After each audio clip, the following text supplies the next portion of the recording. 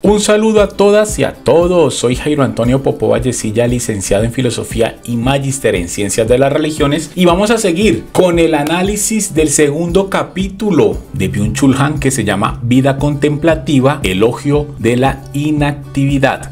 Bueno, como ya saben, estoy de nuevo en mi set tradicional y con ustedes vamos a hacer este análisis de este gran libro. Saben que Byung-Chul Han es uno de mis filósofos preferidos y por eso para mí siempre es un placer compartir con todos ustedes, los filofanáticos de este canal, para que entremos suavemente en la filosofía de uno de los grandes filósofos contemporáneos. El capítulo que hoy vamos a comentar se llama Una nota marginal a propósito de Shaoxi, y vamos a comentar brevemente quién es este filósofo chino Zhuangzi, que nos hace referencia iniciando este segundo capítulo, que es muy breve pero que es muy importante para entender más adelante todos los conceptos que nos va a regalar Byung-Chul Han sobre el valor de la inactividad. Escuchemos. Fue un filósofo de la antigua China que vivió alrededor del siglo IV a.C.,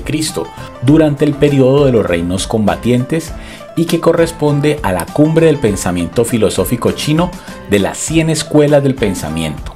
Nació en el reino Song, vivió aproximadamente entre los años 369 y 290 a.C. y se le considera el segundo taoísta más importante por detrás tan solo de Lao Tzu y heredero del pensamiento de este último. Su pensamiento es considerado por los especialistas en filosofía antigua análogo a la escuela cínica de la antigua Grecia. Al libro taoísta Shaoxi se le conoce con el nombre de su autor desde el 742, cuando el emperador Shaozong de Tan decretó títulos honoríficos para los textos taoístas. También se conoce como el Nao Ao Sen Yin, que literalmente significa el verdadero clásico de la florescencia del sur, haciendo alusión a la idea tradicional de que Shaoxi procedía del sur de China. El texto es una amalgama de escritos de varias fuentes. Tradicionalmente se cree que Shaoxi escribió los primeros 7 capítulos y sus estudiantes y pensadores afines fueron los responsables de escribir las otras partes. Es difícil encontrar pruebas concretas de la autoría directa de Shaoxi en alguna parte del texto.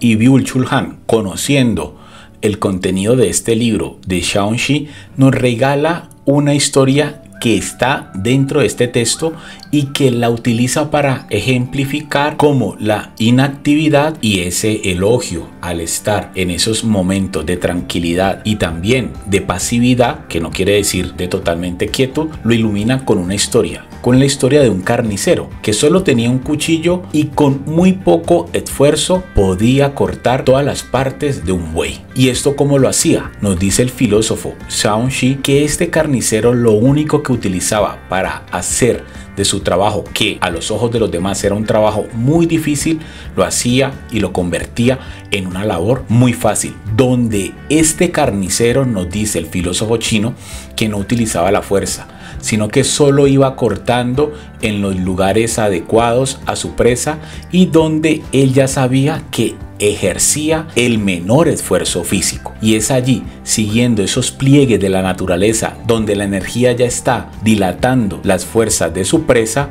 como por ejemplo en las coyunturas y en algunos pliegues de la piel, el carnicero solo con un cuchillo y con muy poca fuerza física podía hacer los mejores cortes, a comparación de sus compañeros que tenían una infinidad de cuchillos diferentes y que utilizaban la fuerza física para cortar bien las presas. Él, el carnicero que nos dice Shaoxi, solo se dejaba llevar por la energía y las vías donde él encontraba que la fuerza de las coyunturas, de los huesos y de la carne era menor, y de esta manera lograba su objetivo, identificando desde la calma y también desde el conocimiento técnico que ya tenía en dónde podía hacer ese corte, hacer su trabajo con el menor esfuerzo físico, pero con una gran experticia. Lo que considera también Shaoxi muy importante con relación a la naturaleza, él habla de la agricultura de la inactividad,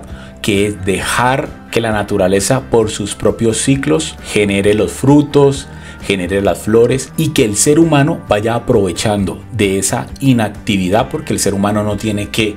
labrar la tierra, hacer la siembra, tener maquinaria para recoger, sino que en esa naturaleza, en esa dinámica natural, en esos ciclos naturales, el ser humano entra en conexión con la inactividad de que no tiene que labrar la tierra y utilizar elementos que son ajenos a la naturaleza para poder obtener de ella lo que le beneficia. Y es allí donde ya Byung-Chul Han nos da las primeras líneas que la inactividad no significa estar de brazos cruzados, sino que teniendo como base el ejemplo de los ciclos de la naturaleza, esta inactividad hace parte de lo que somos. Solo hay que tener un tiempo para contemplar las dinámicas de la naturaleza, en este caso de la naturaleza biológica, y en medio de esa dinámica que ya existe, que ya está allí, nosotros contemplarla, hacer parte de ella y sacar sus frutos. Y en nuestro día a día nos preguntamos en qué momento, en medio del trabajo, en medio de los compromisos familiares, en medio de los compromisos personales, tenemos ese espacio para analizar las dinámicas naturales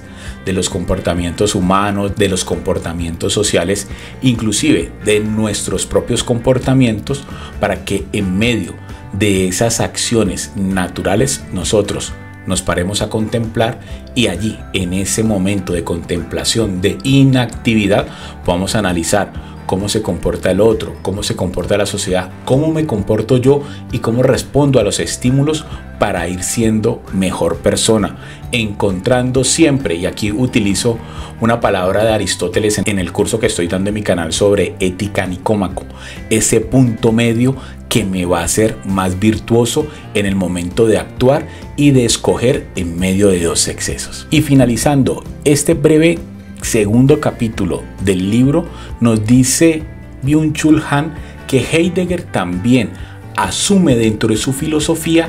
este modo de pensar, este modo de relacionarse con el entorno desde la inactividad. La relación que debe tener el ser humano con los objetos es una relación donde se valora la inaparente ley de lo posible, porque cuando nosotros logramos identificar esa inaparente ley de lo posible, no introducimos a los objetos, al mundo y al ser en sí en la lógica de la aparente explotación comercial o de la aparente condición de total disponibilidad, porque cuando entramos en ese punto de disponer de todo lo que tenemos a nuestro alrededor, ya entramos en una relación de explotación, y es en medio de nuestras relaciones lo que debe primar, nos dice en este brevísimo capítulo Byung-Chul Han, es la ley de lo inaparentemente posible, y en medio de esa posibilidad que se valora desde el análisis que tenemos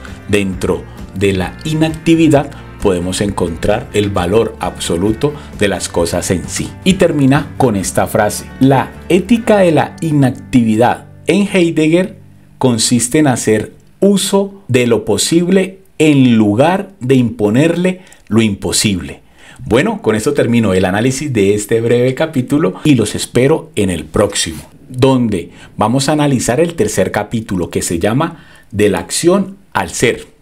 ¡Chao!